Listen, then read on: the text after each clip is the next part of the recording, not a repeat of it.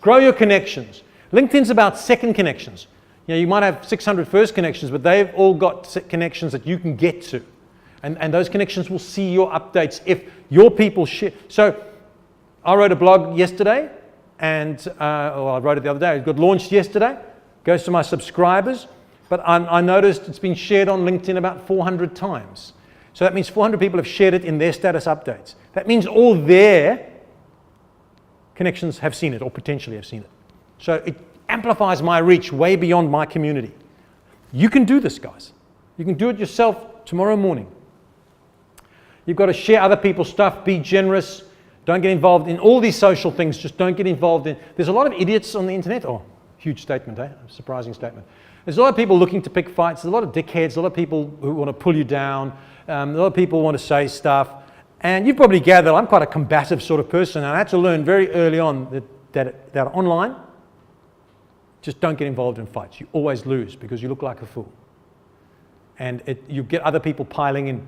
So my rule is quite simple. If someone says something, if someone disagrees with me, that's fine in a polite way. That's great. I love that.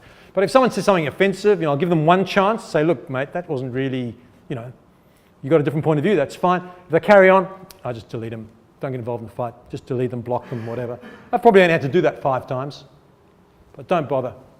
Mostly people are reasonable. Don't get involved. I saw a recruiter in Sydney. He did a stupid thing. This is an example of the disasters that can happen. He did a very stupid thing. He wrote a blog. He was trying to be funny. He wrote a blog comparing candidates to animals. Right, so we've got the fox who's sly and misleads us, and we've got the this, and we've got the that, and he published it. Of course, people started piling in, saying, that's how you recruitment companies treat us. You treat us like cattle, you treat us like animals, etc. Instead of doing the right thing, which would have been to apologize and take it down straight away, in which case that would have all died down in half an hour, he argued. And as a result, a flaming took place. People started to pile in. Others, I also went to your company. Your guys do treat me like that. Other people piled in. On Twitter, it got spread on Twitter. Then Mumbrella, which is the digital online marketing magazine in Australia, picked it up and republished the blog and highlighted the comments. And it went on for a month and a half of people saying what a him and his company were. It was a disaster. It was like watching a train crash in slow motion. Absolute disaster. Now, he did a stupid thing by writing that blog, but okay, we've all done stupid things. The smart thing would have been to quietly apologize, get it offline. But he inflamed the situation. You see that happening quite often. So, for example, you see it, you see it happening with big companies. Qantas did it the other day. Somebody complained,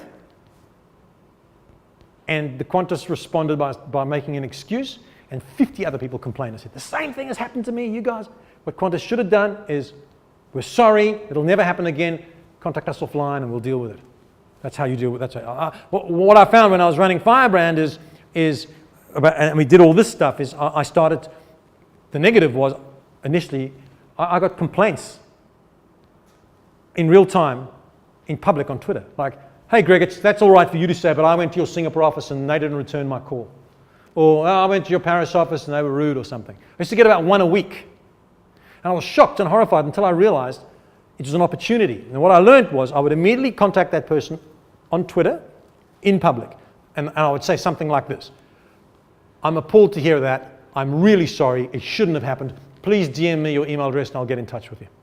And then I would, and I'd follow it up and deal with it. And often they'd then tweet, oh, great company or whatever. But I'd also use it as a training exercise. I'd go to Singapore and say, well, maybe not physically, but I'd say to Singapore, look guys, we say that we get good service, but look, this is a reality. And it would be a training development exercise. So, but you've got to be prepared for that once you get online. By the way, you must understand your settings in LinkedIn. What's private, what people can see, what connection. Like for example, if I go to this very simple question. If I go to your LinkedIn now, can I see your connections? Well, you need to know that, right? If you publish a status update, who can see it? Everybody? Me, if I'm not connected to you? Or only your connections? Your connections and their connections? There's a lot of different settings. Get to know what... By the way, you can export your LinkedIn connections onto an Excel spreadsheet with email addresses. Just something for you to know. And there's even software that allow you then to try and follow those people on Twitter. So there are some smart things you can do.